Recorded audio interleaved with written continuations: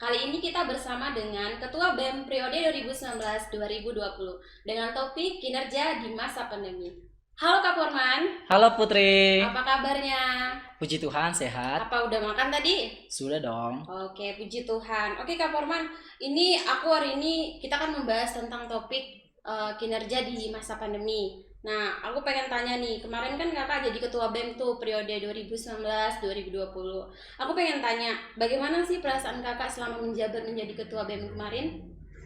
Perasaan saya sih semenjak saya menjabat sebagai Ketua BEM Ukrim masa periode 2019-2020 bersyukur ya, soalnya banyak sekali yang bisa merubah dalam hidupku secara pribadi dan juga mampu menjadi berkat, terutama nama kabinet kita yaitu bersama melayani. Nah, kita di situ betul-betul satu periode itu kita dituntut untuk kayak tulus dan ikhlas untuk berorganisasi, memimpin sebuah wadah yang cukup besar juga seperti itu. Nah, pada hakikatnya ya saya bersyukur pada Tuhan dan saya begitu senang karena saya memiliki rekan-rekan yang cukup akur dan juga solid untuk mengerjakan sebuah proker dengan baik. Walaupun ya merasa ada beberapa kekurangan, tetapi hal itu udah biasa ya. Tetap tetap saja kita harus semangat seperti itu. Oke, tadi kan Kak Purman bilang kalau selama masa kinerja kakak, kakak bersama dengan rekan-rekan kakak yang membantu kakak. Nah, apa saja yang kakak alami atau kendala yang dialami oleh para BPH pada saat kalian menjabat sebagai BPH BEM periode 2019-2020 tersebut? Kendala yang kita alami ya pasti pasti membagi waktu ya.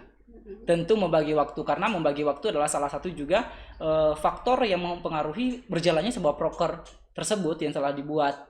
Apalagi kan BPH ya beragam fakultas, jadi ada dari fakultas teknik, ada dari fakultas Fiskom, ada dari fakultas FAK, dan saya juga fakultas FEBI. Nah, hal itu menyatukan waktu itu sangat sulit karena bisa aja saya bisa kuliah pagi, saya bisa siang, sebaliknya malah teman-teman yang lain seperti itu. Nah, kendalanya sih cuman untuk memanage waktu, mengatur waktu, menyesuaikan itulah yang menjadi kendala kita bersama. Oke, dari penjelasan kakak, kendalanya adalah memanage waktu. Nah, kalau dari kakak Firman sendiri, bagaimana kakak memanage waktu di tengah kakak juga kuliah? Itu gimana?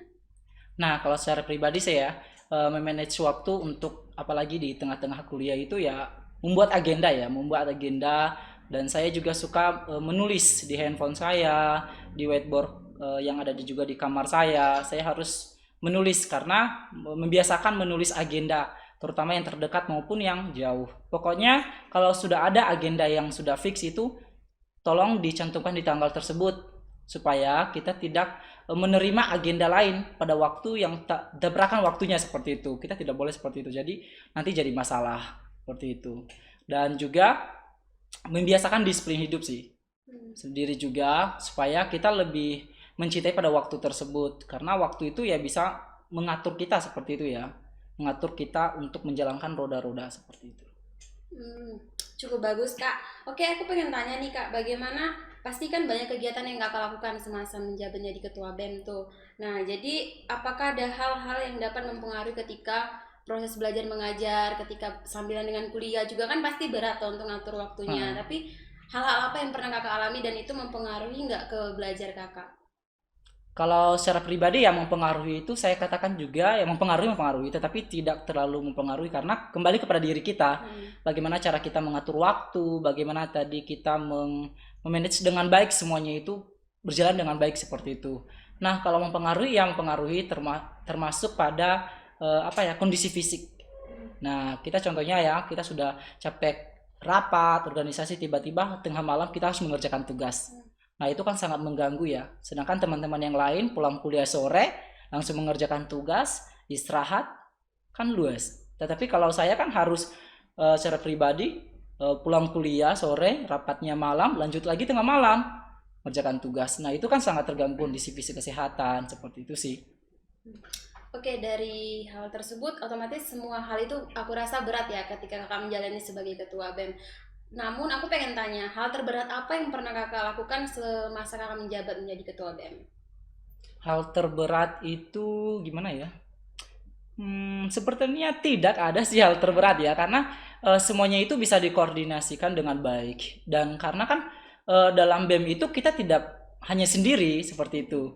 Kita tidak berdiri hanya foreman saja, tetapi berdiri dari berbagai orang atau satu tim seperti itu yang saling membantu. Hal terberat mungkin saja sih hal terberat itu dalam menentukan siapa yang ingin bertugas pada waktu di saat kita tidak bisa.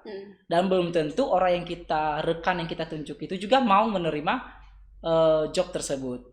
Nah, hal itu yang harus kita komunikasikan dengan baik, kita harus komunikasikan dengan atasan, dan juga kita harus komunikasikan dengan rekan-rekan, seperti itu. Oke, jadi dari proses komunikasi antara rekan-rekan, dari anggota-anggota kakak, otomatis aku pengen tanya, apakah kakak udah merasa maksimal nggak sih kinerja dari anggota-anggota kakak kemarin di masa kakak menjabat itu gimana? Apakah ada yang, ya pasti adalah di setiap kepengurusan pasti ada yang kurang maksimal, ada yang maksimal. Tapi menurut kakak sendiri gimana kinerja para anggota kakak pada saat kakak menjabat kemarin?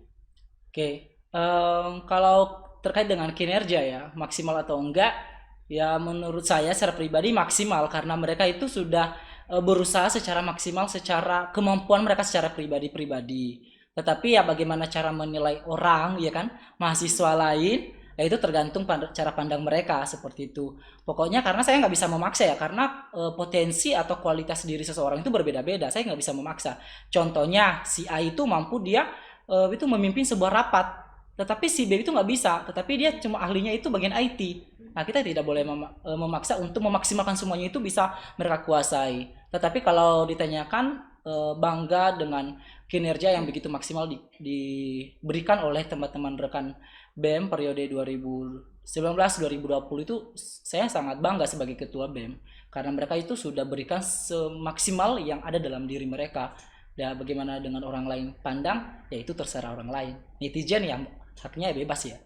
Seperti itu. Oke, berbicara tentang netizen nih, pasti kan kalau kita setiap buat event atau apa, pasti ada aja sesuatu yang mungkin nggak nggak enak gitu di mata mereka, nggak sesuai.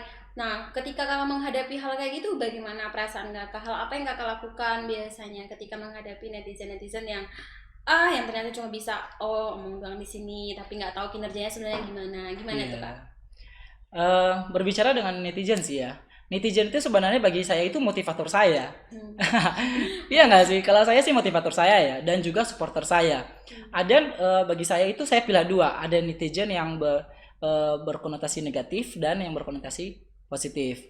Ada juga yang mendukung seperti itu, dan banyaknya sih mendukung ya, karena semuanya mahasiswa UKRIM ini mendukung semuanya. Pemimpin kampusnya itu pasti mereka dukung dengan baik seperti itu.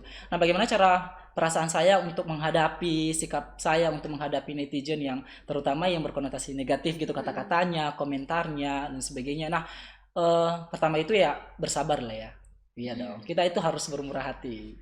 Kayak gitu dong. Kita harus punya ya imbang lah ya, iman dan ilmu kita. Jangan sampai kita emosional kita itu kayak menguasai semua ilmu, nanti cepat marah dan sebagainya. Nggak boleh kayak gitu.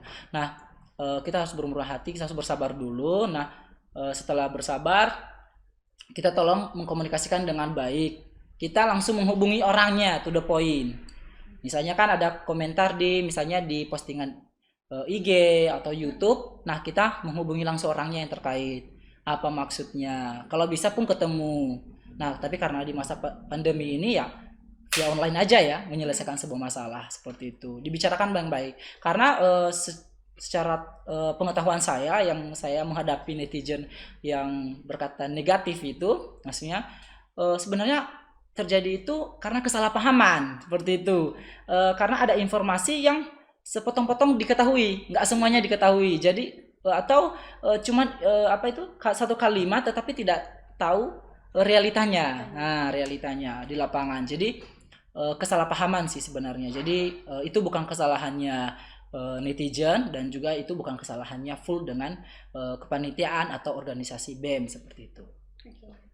Nah, ternyata banyak juga ya mungkin yang kakak alami, orang-orang atau netizen di luar sana terkait ketika kakak menjabat sebagai ketua BEM. Banyak dong. Kemudian aku pengen tanya nih, kan kakak di masa jabatan kakak kan kemarin tuh kita ngalamin corona nih, COVID-19, dimana pasti selama 1 semester kemarin kan kita offline kan, dan satu semesternya kita secara online. Nah, gimana perasaan kakak ketika satu semester kakak offline, satu semester kakak online, itu gimana tuh perasaannya ngalamin hal itu? Padahal kakak mungkin udah buat program kerja yang mungkin, oh saya pengen laksanakan program kerja nih di tahun ini, tapi semuanya harus nggak bisa gitu ternyata. Menurut kakak gimana tuh perasaan kakak?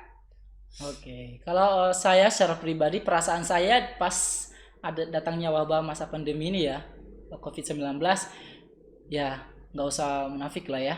Sedih, ya sedih pasti. Karena terutama kita sudah itu ya mengonsep sebuah acara yang namanya Dies Natalis, di mana di dalamnya itu ada DR, ada Immanuel Cup, dan ada banyak banget, ada seminar nasional dan internasional, dan masih banyak lomba-lomba yang harus sudah ada di dalam tersebut. Nah, itu dilaksanakan di bulan kami itu bulan April atau bulan bulan April sampai bulan Juni. Puncaknya itu tanggal 21 Juni kemarin tuh rencananya, atau 20. Nah, sedih sih, memang sedih, tetapi di lain sisi juga kita harus bersyukur bahwa pandemi COVID-19 ini, bahwa ini adalah wabah yang dialami oleh semua negara atau seluruh bumi lah intinya ya. Bukan hanya kita seperti itu, bukan hanya Indonesia, bukan hanya Ukraina, tetapi seluruh kampus akan mengalami hal ini.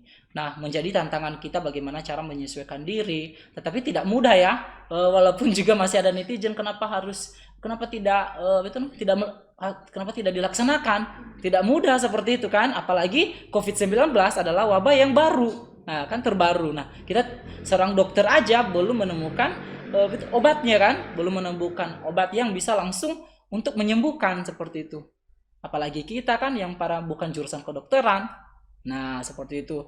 Jadi sedih sih memang menghadapi hal demikian, tetapi saya juga bersyukur bahwa secara pribadi dan juga tim ada pelajaran-pelajaran di mana kita ditantang untuk siap melayani di masa kesulitan. Seperti itu, tetap tegar, tetap melayani bersama dalam kesulitan. Kesulitan apa? Yaitu masa pandemi ini. Dan dibuktikan oleh misalnya kemarin tuh Dies Natalisnya harus puncaknya itu ya bagi-bagi sembako untuk masyarakat sekitar seperti itu. Nah, itu adalah salah satu wujud bahwa kita tetap tegar dalam kesulitan apapun. Seperti itu. Oke, dari hal itu, dari penjelasan itu, otomatis pasti ada lah ya perbandingan ketika kakak bekerja secara offline dan secara online. Menurut kakak, hal apa atau pendapat perbandingan seperti apa yang kakak rasakan ketika ada cara kinerja yang secara offline maupun online? Itu gimana? Perbandingan ya. Kalau perbandingan dengan kinerja pelaksanaan proker di masa offline maupun online, yaitu gimana ya, pelaksanaannya sih, berbicara dengan sistem pelaksanaannya, kalau apa kan, dan juga koordinasinya. Kalau offline kan semuanya tim itu sudah ada di sekitar kampus. Nah, tinggal memanggil ya kan, kita kumpul di ruang BEM atau di kampus, jadi mudah koordinasinya, langsung to the point, berketemu kan. Dan habis itu juga sistem pelaksanaannya lagi, kita lebih kayak real, langsung di lapangan, kayak langsung memegang itu, langsung terjun gitu di lapangannya. Kalau langsung meminjam gedung ya langsung meminjam gedung, seperti itu, kumpul bersama-sama dan dikerjakan secara bersama-sama. Nah, kalau di online ini ya kita harus berbaur dengan online ya. Lah, belum tentu jaringannya yang satu dengan yang lain itu sama, seperti itu. Tiba-tiba dia lagi berbicara, tiba-tiba live gitu. Nah, hal itulah yang menjadi kendala seperti itu. Kita susah mengkomunikasikan, apalagi ya biaya kota internet yang berbeda-beda ya, apalagi ekonomi mahasiswa ya. Kita tidak bisa mengatakan bahwa itu mereka berlebihan kota, enggak, pasti pas-pasan atau kurang malah. Nah, hal itulah yang kita juga harus mengerti. Kita tidak boleh, kalau rapat kan kalau offline boleh lama. Nah, kalau online tidak boleh lama karena kota mereka akan menipis, seperti itu. Dan juga kita betul-betul kayak, apalagi pertama ya, kita dihadangkan itu untuk berbaur dengan digital. Nah, sedangkan kita udah biasa nggak melakukan dengan digital. Seperti itu, tiba-tiba kita langsung diambil alih oleh digital ini. Nah, itu harus beradaptasi lagi. Ada yang belum pernah itu, yang tidak suka dengan digital, tiba-tiba harus suka karena ditantang oleh masa pandemi ini. Seperti itu. Terlepas dari hal tersebut, kita sebagai pemimpin biasanya harus bisa lah mengenali diri kita sendiri ya kak. Hmm. Tidak terlepas kakak sebagai ketua BEM kemarin, pasti kita harus bisa mengenali diri kita sebagai pemimpin kita, sehingga kita bisa juga memahami situasi para anggota kita yang di bawahnya. Hmm. Nah, aku pengen tanya nih sama Kak Firman, apakah seberapa jauh kan nih Kak Firman kenal sama diri kakak sendiri gitu loh? Kan kakak tuh aku liatnya terkenal tuh bisa kayak tegas depan orang, bisa Waduh. ngomongnya tuh bisa kayak Serius nih. gitu loh. Cuman kayak di situasi lain kakak tuh kayak berbeda gitu kan. Hmm. Makanya aku pengen tahu nih seberapa jauh kakak bisa mengenali. Nah, kalau dalam istilahku tuh kan dalam konseling itu kita bagaimana bisa mengenali, ya kan prodi konseling nih. Nah, bagaimana bisa mengenali diri sendiri. Kalau kita nggak bisa mengenali diri kita sendiri tuh bakalan sulit kita mau menentukan siapa sih diri kita sebenarnya gitu kan. Nah, aku pengen tanya nih, apakah menurut Kak Forman selama kakak menjabat sebagai ketua BEM tuh kakak udah memenuhi kriteria belum sebagai pemimpin yang ideal menurut kakak? Oke, apakah saya sudah memenuhi pemimpin ideal? Gimana dong netizen? Netizen pasti menilai ini. Nah, kalau secara pribadi ya, saya bisa mengatakan bahwa masih belum sih ya. Saya juga sadar diri ya, kita tidak boleh berogah-ogahan lah ya. Tetapi saya percaya bahwa apa yang saya lakukan itu sudah maksimal. Seperti itu, saya sudah maksimal, maksudnya itu maksimal itu bukan sesuai dengan keinginan netizen, tetapi sesuai dengan kemampuan saya, apa yang saya punya, seperti itu. Saya nggak mungkin memberi ya saya tidak punya ya. Nah, seperti itu. Nah, maksudnya memberi itu bukan masalah berbicara dengan fisik, bukan, tetapi berbicara non fisik juga, seperti publik. Harus koordinasikan dengan atasan lain sebagainya, dan harus mengatur dan manage dengan baik. Nah, kalau menjadi pemimpin ideal ya tadi saya bilang bahwa masih belum sih, 100% masih belum, karena kan kalau berbicara sudah ideal atau enggak ya berbicara dengan 0 sampai 100% kan. Kalau saya bilang ya bisa lah 70% atau 50% atau 50 sampai 7 atau enggak tahu.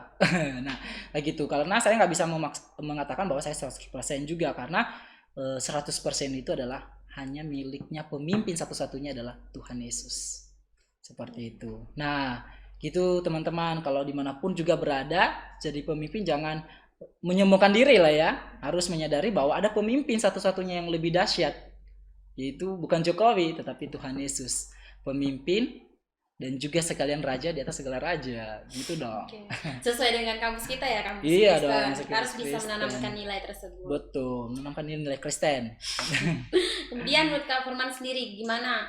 Bagaimana kriteria pemimpin yang ideal itu seperti apa menurut Kak Forman? Ya terserah, entah mencerminkan pemimpin yang ideal menurut saya itu Jokowi karena dia kayak gini, atau kakak mengidolakan seorang artis, atau bahkan bapak Kak Forman mengidolakan Pak Rektor. Oke. Maaf ya Kak, aku gugup jadi kayak ya nggak apa-apa diselain aja. Oke. Atau kakak mengidolakan Pak Rektor kita kan, Pak Eka, dia bisa memimpin dengan ketegasan dia, dengan kaitan dia. Gimana menurut Kak Forman? Kalau berbicara dengan siapakah idola Kak Forman, sebenarnya idola saya itu ya orang yang itu, kalau di komunusia itu adalah orang yang pertama kali saya kenal, yaitu ayah dan ibu saya dong. Masa saya kenal Pak Rektor kan masih pas masuk kuliah doang. Nah, saya idolakan itu adalah ayah dan ibu saya, di mana mereka itu betul-betul bersabar memimpin saya, seolah-olah mereka adalah pemimpin bagi saya, seperti itu. Tetapi yang paling selama saya menjalankan itu masa kepemimpinan BEM Ukrim ini 2019 sampai 2020 adalah saya mengidolakan adalah Tuhan Yesus. Walaupun saya nggak pernah ketemu dengan Tuhan Yesus, tetapi saya percaya bahwa Tuhan secara pribadi itu memberkati saya, seperti itu. Dan ada banyak banget yang bisa dalam Alkitabnya dia berbicara banyak banget sekali itu sifat-sifat yang bisa menggambarkan seorang pemimpin yang betul-betul kayak bersabar, seperti itu. Nah, kalau tipe-tipe pemimpin ideal yang menurut saya adalah pertama itu bisa mengenali semua timnya. Bisa mengenali semua timnya. Maksudnya kalau timnya itu tim BEM Ukrim itu ada 35 orang. Nah, kita harus mengenali satu-satu gitu loh. Sikapnya si A ini dengan si B ini bagaimana? Kita tidak boleh, dan mengenali potensi. Nah, seperti itu. Dan itu sebenarnya kita kenal itu sebagai BPH di saat wawancara atau seleksi. Nah, kita pas open recruitment kepengurusan BEM, kita di situ kita mengenal satu persatu anggota kita. Ini gimana orangnya, cepat emosi enggak, seperti itu. Kita harus menggabungkan dengan yang tidak mudah emosi. Karena nanti kalau sama-sama emosi takutnya malah berantem mereka. Nah, seperti itu. Nah, pertama itu tadi adalah tips dari saya sebagai pemimpin ideal itu adalah mengenali seluruh timnya, baru bisa beradaptasi dan juga bisa menyesuaikan visi, ya, visi BPH itu dengan anggota dan juga semua visi menurut saya ya, semua visi yang ada di stakeholder lembaga kita memimpin. Kita tidak boleh egois. Kita BPH juga mempunyai visi dan anggota juga yakin dan percaya bahwa anggota itu juga hadir di situ punya visi. Tidak mungkin ya dia mencalonkan anggota BEM tapi cuma ikut-ikutan, iya kan? Pasti dia punya tujuan atau visi juga. Dan juga di atas kita di BEM ini ada namanya Ukrim kan. Nah, Ukrim juga punya visi. Berarti kita harus mencocokkan supaya selaras lah, sejalan seperti itu. Jangan sampai kayak versus gitu berlawanan. Itu tidak baik karena akan menghasilkan nanti hasil yang kurang maksimal seperti itu. Dan juga menjaga komunikasi dan saling percaya, jangan mudah kayak terpengaruh seperti itu ya. Jangan sampai gara-gara kali komentar netizen di IG atau dimanapun secara langsung maupun biasanya story WA dan sebagainya. Nah, biasa nih netizen BEM Ukrim gini post story WA belum tentu tahu nyata atau enggak. Nah, kita sebagai juga tim kalau secara kita itu dan pemimpin juga kita tidak boleh cepat emosi seperti itu. Kita langsung komunikasikan dengan baik. Walaupun sebenarnya sempat orang-orang memandang kita buruk, tapi tidak apa-apa. Karena itu tidak terlalu penting ya menurut saya. Pokoknya selama yang kamu lakukan itu bermanfaat, menjadi berkat buat orang banyak dan itu tidak merugikan orang lain dan juga tidak merugikan netizen sendiri, nah silakan lakukan. Jangan pernah berhenti untuk melakukan kebaikan seperti itu. Luar biasa nih penjelasan dari Kak Forman. Terus aku tadi maaf ya Kak, sedikit gugup tadi Iya, karena nggak apa-apa. aku berhadapan sama ketua BEM nih. Maaf ya. Oke, kita lanjut lagi nih ya Kak. Lanjut. Oke, aku pengen nanya nih sama Kakak gimana tadi kita berbicara topik kita kinerja di masa pandemi. Nah, dari hal pribadi Kakak sendiri, berbicara tentang kinerja itu kan bukan hanya soal kita di organisasi, soal kita ada di tim, soal kita ada di sebuah lembaga, kan nggak harus seperti itu kan. Nah, berbicara tentang kinerja juga kembali ke individu kita sendiri. Nah, dalam masa-masa pandemi kemarin tuh kinerja apa atau hal apa yang udah Kakak lakukan selama mungkin Kakak nggak menjabat lagi sebagai ketua BEM kan. Nah, ada nggak hal yang mungkin yang udah Kakak lakukan? Kemarin nih aku dengar nih Kakak sempat ikuti berbagai event lomba di luar, bahkan ada yang tingkat nasional juga. Nah, itu gimana bisa diceritakan? Mungkin bisa jadi pengalaman juga sama teman-teman gitu kan, supaya bisa mencontoh dari seorang Kak Forman. Oke, terima kasih ya. Nah, pertama kali ya sebelum saya menjawab itu, puji Tuhan lah ya, puji Tuhan. Semua itu karena berkat Tuhan gitu ya. Yang pertama itu di masa pandemi ini menurut saya adalah peluang ya, menurut saya peluang dimana di saat saya kemarin masa offline gitu kan, masa offline itu saya sibuk banget, saya sibuk, maksudnya waktu saya itu malah kurang seperti itu ya, untuk kayak harus rapat, harus dan sebagainya, harus itu tidak fleksibel lah intinya. Nah, di masa pandemi ini waktu itu kan lebih fleksibel. Nah, itu bisa kelas di mana-mana, ya kan? Tentu dong, ada saja aku yakin nih yang nonton ini pasti ada yang kuliah sambil rebahan. Banyak ya. Sendiri. Kadang saya juga sambil rebahan, kuliah sambil masak. Nggak apa-apa, takutnya ada yang lagi di kamar mandi tuh. Banyak, ada juga di tapian ada ya. Nah, itulah yang sering maksudnya itu lelucon ya, mohon maaf. Nah, itu realita sih, berbicara realita. Nah, di masa pandemi ini lebih fleksibel ya, waktunya itu lebih fleksibel, lebih santai seperti itu, di mana saja kita bisa melakukan kegiatan. Nah,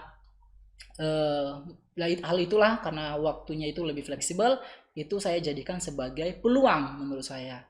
Nah, pada tanggal 19 September kemarin, puji Tuhan, memang prosesnya lama ya, mulai dari beberapa bulan sebelumnya, sekitar bulan 4, bulan 5, bulan 6, banyak panjang sekali proses seleksinya, yaitu pemilihan Duta Generasi Berencana Provinsi Daerah Istimewa Yogyakarta 2020. Nah, hal itu tepat pada proses seleksinya itu cukup ada seleksi berkas dan seleksi itu namanya pengetahuan tertulis juga, dan juga tes bakat, dan juga kayak wawancara. Kita juga dilihat dari public speaking kita dan sebagai pengetahuan, wawasan, dan tentu ya terkait dengan generasi berencana seperti itu. Nah, hal itu juga ini adalah inisiasi dari program Badan Kependudukan dan Keluarga Berencana Nasional Perwakilan Daerah Istimewa Yogyakarta, bekerjasama dengan Forum Genre DIY. Nah, hal itu pada tanggal 19 September 2020 kemarin, puji Tuhan dinobatkan sebagai juara 3 terbaik putra Duta Genre DIY 2020. Dan hal itu ya saya kembalikan ya semuanya itu karena anugerah Tuhan dengan saya, dan juga buat UKRIM karena bisa membawa nama lembaga lah ya, nama lembaga juga bisa mampu maksudnya karena kuasa Tuhan, karena kekuatan dari Tuhan gitu, bisa diberikan kekuatan, kemampuan untuk bersaing, karena peserta di sana bukan main gitu loh, maksudnya bukan kita tidak boleh menyepelekan seperti itu. Pasti berbagai kampus, dan juga ada malah yang anak SMK SMA. Nah, hal itu yang menantang kita, harus betul-betul butuh persiapan yang cukup lah, yang cukup maksimalkan diri kita seperti itu. Tapi maksimal dari diri kita sendiri, nggak usah paksa lah ya, maksudnya gitu. Dan mengikuti jalurnya seleksi dengan baik. Nah, puji Tuhan itu kita meraih juara 3, dan yang terakhir dan berbagai lomba juga. Itu lomba yang salah satunya, dan berbagai lomba online juga, karena ya masa sekarang itu semua lembaga yang mengadakan atau komunitas yang mengadakan lomba pasti berbaur dengan online ya gitu. Nah, ada juga sih yang offline, tapi paling yang offline itu pasti yang finalisnya aja. Tapi kalau peserta pendaftarannya sebagai itu berbaur semua online. Nah, terakhir kemarin itu kita pada tanggal 30 Oktober lah ya kalau nggak salah, kita meraih juara favorit satu vlog itu yang diadakan oleh Dinas Kebudayaan DIY bersama dengan Duta Museum DIY di Museum Monumen Pangeran Diponegoro Yogyakarta. Nah, hal itu ya puji Tuhan lah ya, semua itu juga kita bisa meraih itu karena berkat Tuhan sih, dan juga kerjasama dengan teman-teman UKRIM dan juga dukungan dari UKRIM, dan masih banyak prestasi lainnya. Nah, untuk teman-teman yang yang kepo gitu kan, prestasi dan sebagainya, pokoknya itu dengan dua itu bisalah motivasi ya teman-teman untuk bersama-sama untuk berprestasi. Karena menurut saya kalau teman-teman pun berprestasi seperti itu kan, kalau teman-teman UKRIM berprestasi seperti itu, sebenarnya itu bukan kerugian ya, ya kan? Bukan kerugian, bukan minus dalam diri kita, malah itu malah keuntungan gitu loh. Itu keuntungan, itu adalah salah satu berkat yang cukup diberikan oleh Tuhan kepada kita seperti itu. Luar biasa dari penjelasan Kak Forman nih. Pertanyaan terakhir nih Kak, sebagai mungkin untuk teman-teman bisa tipsnya atau apa gitu, bagaimana tips-tips yang bisa Kak Forman sampaikan di masa pandemi ini. Mungkin kan banyak mahasiswa yang mendek gitu loh, pikirannya tuh mendek, kita kuliah online nih mau ngapain gitu loh. Ada sampai yang, kalau ke aku tuh banyak tuh adik-adik maba yang nanya, Kak ada info kerjaan gak? Masuk pikirannya cuma kerja gitu loh. Kak ada info kerjaan gak nih Kak? Mumet nih kuliah online gitu kan. Nah, aku pengen nanya sama Kak Forman, gimana, apa tips yang bisa Kakak katakan untuk mahasiswa kita nih, atau adik-adik maba, atau kakak tingkat mungkin yang ada, yang bisa memberitahu bagaimana kita tetap menjadi mahasiswa yang produktif di masa pandemi ini gitu. Bukan hanya berpikir pasti banyak lah gitu yang aku rasa ya, kuliah online ini pasti sambil kerja gitu. Salah satunya saya juga kayak gitu, saya kuliah sambil kerja gitu yang saya pikirkan. Cuman kan saya pengen bisa menambah wawasan saya juga secara pribadi gitu loh, apa yang bisa dilakukan selama masa pandemi ini dan tetap produktif sebagai mahasiswa yang bisa berprestasi gitu. Gimana Kak? Oke. Menjadi mahasiswa produktif di masa pandemi ya. Nah, hal itu sebenarnya kembali kepada kita, kepada diri kita masing-masing seperti itu. Karena kalau kita juga tidak bisa memaksa ya. Kalau secara pribadi ya, secara pribadi itu membaca peluang tadi. Mengenali situasi dan kondisi itu menjadikan peluang. Nah, kalau teman-teman masih belum bisa membaca situasi dan kondisi yang teman-teman alami itu adalah sebagai peluang untuk menjadi produktif, nah teman-teman tidak bisa melakukan hal produktif seperti itu. Nah, kalau kita sudah mengenali hal itu, lakukan hal-hal yang positif, ya. Tahu lah teman-teman ya, tanpa saya mengajari ya, tanpa saya mengasih tahu pun hal-hal positif, pasti teman-teman tahu lah seperti itu. Nah, kalau himbauan dari saya, tetap stay di rumah saja. Kalau memang harus keluar dari rumah, atau memang tadi ada yang bilang ada yang kerja, jangan lupa patuhi pesan ibu. Nah, seperti itu, ada 3M. Pertama itu memakai masker, mencuci tangan, dan juga menjaga jarak. Nah, teman-teman, memang hal inilah yang bisa melindungi kita dari COVID-19. Karena kalau kita mematuhi hal ini, bukan hanya diri kita yang kita lindungi, tetapi diri orang yang ada di sekitar kita, kita lindungi. Kita melindungi bumi kita sendiri. Kita melindungi negara kita sendiri. Tapi kalau kita tidak patuh, maka ya kita akan menjadi korban atau orang lain menjadi korban. Seperti itu. Nah, menjadi mahasiswa produktif lagi, bisa melakukan hal-hal yang positif dari rumah saja. Seperti ini, mengikuti seminar online. Bisa menambah wawasan. Zaman sekarang, kalau secara pribadi, ini ada ide inovasi dari saya adalah saya membuat grup info seminar. Nah, sekarang, puji Tuhan sudah ada part 1 dan part 2. Nah, saya melihat bahwa inisiatif mahasiswa UKRIM ini sudah mulai meningkat gitu loh. Nah, sudah mulai meningkat dan sudah mereka betul-betul kayak inisiatif untuk mencari ilmu. Saya bangga sekali dengan seluruh mahasiswa UKRIM. Terima kasih ya teman-teman sudah inisiatif gabung dengan grup tersebut. Di mana apa saja isi grupnya itu adalah berbaur dengan info lomba maupun seminar secara nasional seperti itu dari lembaga-lembaga yang resmi lah ya, intinya resmi. Kita misalnya contohnya ada seminar dari kampus A. Contohnya salah satunya lah ya UI, ya cukup terkenal ya kan, atau UGM gitu kan. Nah, kita share di grup biar teman-teman yang lain juga, bukan hanya kita saja yang tahu, tetapi semuanya itu kita bertugas, bukan hanya saya saja sebagai admin grup, tetapi juga teman-teman yang lain juga yang dapat informasi, betul namanya anggota grup juga yang dapat informasi juga yang betul-betul memang dia tahu itu informasinya bagus, diserja juga, jadi saling berbagi informasi. Nah, pertama tadi adalah mengikuti seminar-seminar online, webinar dan sebagainya, atau lomba-lomba online untuk melatih seperti itu potensi dalam diri untuk menambah wawasan. Kalau seminar-seminar kan menambah wawasan dan ilmu kita kan. Karena saya melihat seminar-seminar online atau webinar atau talk show ini yang online berbaur dengan online sekarang ini adalah semua pemateri-pematerinya itu mantap-mantap menurut saya ya. Malah sesuai dengan topik seperti itu. Dan juga kalau lomba-lomba kan, kita yang dulunya yang tidak suka dengan editing, nah sekarang banyak banget nih. Apalagi teman-teman dari Senat dan BEM sedang mengadakan namanya lomba online kan. Ada yang video, lain sebagainya. Nah, otomatis kita apalagi ada hadiahnya kan. Waduh, siapa yang nggak mau kan hadiahnya? Ya udah berusaha. Maksudnya bagus atau tidaknya dilihat orang lain, minimal kita menyampaikan edukasi. Iya enggak?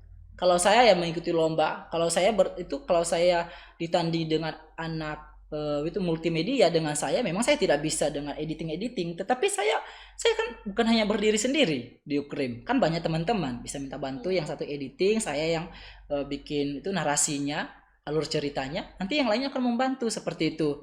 Itulah namanya menjaga relasi tadi yang saya bilang. Nah, menurut saya teman-teman jangan sampai kapok. Nah, jangan seperti itu, jangan sampai menyalahkan situasi lah ya. Karena kalau kamu salahkan pandemi, malah pandemi akan mendekatimu dan kamu langsung dead kayak gitu kan. Nah, itu jangan sampai kamu stres dengan situasi dan kondisi. Memang di kala itu juga kita ada kadang stres, kita pusing, menyesuaikan diri dengan yang berbaur dengan digital, dengan online. Tetapi jangan sampai berlama-lama atau berlarut-larut dalam kesedihan seperti itu, dalam stres, tetapi bangkit dan bersatu melawan corona menurut saya ya, sesuai dengan itu pesan untuk pas hari Sumpah Pemuda kemarin. Nah gitu menurut saya, apalagi terkhusus buat mahasiswa UKRIM tercinta gitu teman-teman semuanya, terutama yang masih mahasiswa baru yang masih di luar Jogja. Kami menunggu kedatangan Anda di UKRIM, di Jogja juga.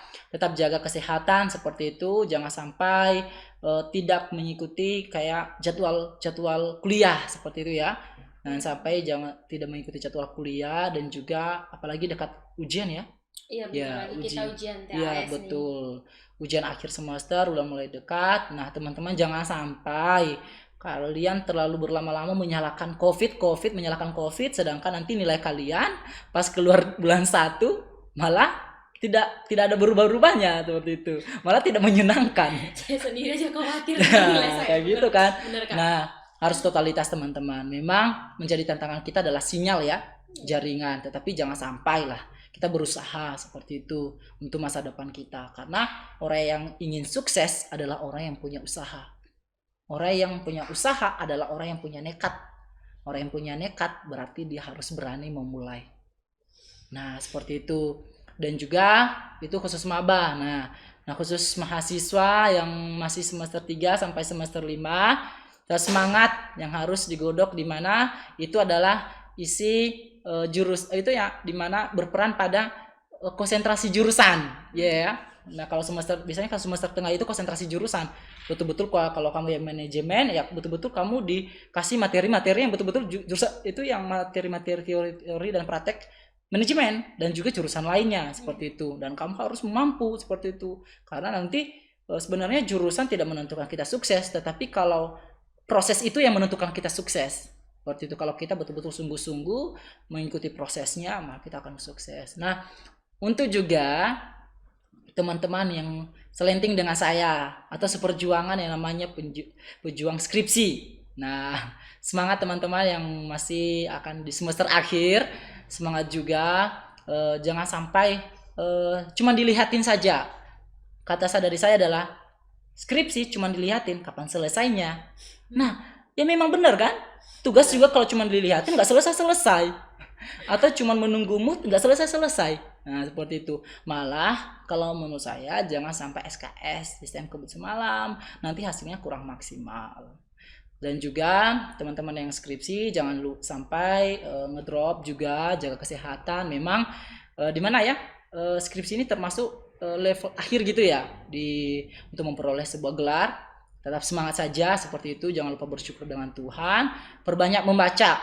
Karena kalau banyak membaca jurnal, literasi dan buku-buku pasti teman terkait dengan topik penelitian, berarti teman bisa lancar loh untuk menulis atau mengetik skripsi tersebut. Tapi kalau teman-teman malas untuk membaca, ya berarti teman-teman yang itu menyulitkan diri sendiri seperti itu. Benar? Menurut saya skripsi itu bisa dikerjakan dan juga lancar kalau menurut saya ya, kalau mahasiswanya itu punya niat untuk belajar dan juga mengerjakan, serta juga dosen pembimbing mengerti dengan niat oleh mahasiswa. Tapi kalau misalnya, kalau mahasiswanya itu punya niat, tapi dosennya itu juga slow respon, ya itu kayak ada masalah seperti itu. Hal itu juga tidak. Pokoknya kalau khusus mahasiswa akhir, pokoknya ada dua tokoh yang sangat berperan, yaitu mahasiswa sendiri, sadar diri juga. Kenali dulu, kamu udah rajin membaca belum? Kamu udah rajin bimbingan belum? Kamu udah rajin mengerjakan nggak? Kamu mengerjakan sesuai dengan apa yang dibilang dosen pembimbing nggak? Seperti itu. Dan dosen juga harus mengerti kalau memang mahasiswanya sudah mengirim via, kalau online dia bimbingan online, ya tolonglah direspon seperti itu ya. Saya juga menyampaikan ya itu isi hati lah anak-anak yang tugas akhir, tolonglah direspon seperti itu kan, direspon. Atau memang kalau memang sibuk dikonfirmasi aja ke mahasiswanya kalau memang sibuk. Pokoknya saling komunikasi lah dengan baik. Tapi kalau salah satu tidak memiliki komunikasi atau sinkron gitu, ya memang skripsi akan tertunda seperti itu. Dan untuk seluruh mahasiswa, tetap semangat, jaga kesehatan tadi apa yang bilang. Jangan sampai prestasi Anda di masa pandemi ini malah jatuh seperti itu ya. Jangan sampai, terutama nilai gitu ya. Jangan sampai nilai di masa pandemi ini malah tidak enak untuk dilihat seperti itu ya. Seperti tidak puas seperti itu. Bagusnya puas. Kalau ingin puas ya dikerjakan dengan baik ujiannya, dikerjakan dengan baik dengan tugasnya. Jangan copy paste. Karena orang yang copy paste ya orang yang ingin menjatuhkan dirinya pada lubang yang salah seperti itu. Karena dosen tidak, teman-teman ya, dosen tidak seperti yang Anda pikirkan. Karena dosen jauh lebih pintar dari kita. Seperti itu. Kita nggak bisa bodoh-bodohin dosen ya, kita tidak boleh bodoh dosen. Jadi kita harus cerdas juga dan cerdik juga. Kita harus betul-betul bisa maksudnya kalau menurut saya ya prosesnya yang dinilai dosen itu prosesnya, bukan hasil akhirnya. Teman-teman itu salah atau benar ikuti apa yang dibilang dosen, itu aja. Jangan sampai membuat hal-hal aneh seperti itu atau tidak, apalagi tidak mengerjakan. Itu hal yang paling fatal itu menurut saya ya. Itu dari saya, tetap semangat, sukses buat BEM Ukrim juga dan juga Senat yang ada di Ukrim. Tetap berprestasi terus, ciptakan hal-hal berprestasi terus, jangan sampai menyerah. Jika Anda punya kelemahan dan kolaborasi dengan yang lain. Berarti ayo berkolaborasi seperti itu. Itu saja dari saya, Putri. Terima kasih buat semuanya. Luar biasa nih penjelasan dari Kak Forman. Makasih loh ya Kak. Dan kita juga nggak bisa pungkirin kalau berbicara tentang kinerja itu nggak terlepas dari faktor lingkungan tadi, kuliah kita, kegiatan, belajar kita, waktu itu kita nggak bisa pungkiri dari semuanya gitu ya. Tapi dari penjelasan Kak Forman tadi, semoga teman-teman bisa melihat bagaimana kita bisa memanage semuanya itu bisa sebenarnya, tapi tergantung bagaimana niat dari diri kita sendiri. Betul. Makasih loh Kak Forman. Sama-sama. Makasih buat penjelasan materinya hari ini. Maaf loh Kak, nggak ada disuguhkan apa-apa. Oh iya. Nggak apa-apa ya Kak. Nggak apa-apa. Terima kasih Ukrim gitu. Yang penting kan niat memberikan. Niat. Iya. Di sini sini perlu kan apa yang dikasih, tapi bagaimana kita menyampaikan dan memberi gitu kan. Sebenarnya di sini juga melayani. Oke. Itu. Masih menjalani kabinetnya ya. Betul dong, kayak ini di belakang bersama melayani. Bersama melayani. Oke. Teman-teman, sekian penjelasan dari Kak Forman tadi. Saya berharap semoga penjelasan dari Kak Forman tadi bisa memotivasi teman-teman, memberikan semangat kepada teman-teman. Jangan lupa like and comment dan subscribe channel YouTube BEM Ukrim. Sampai ketemu di podcast selanjutnya. See you.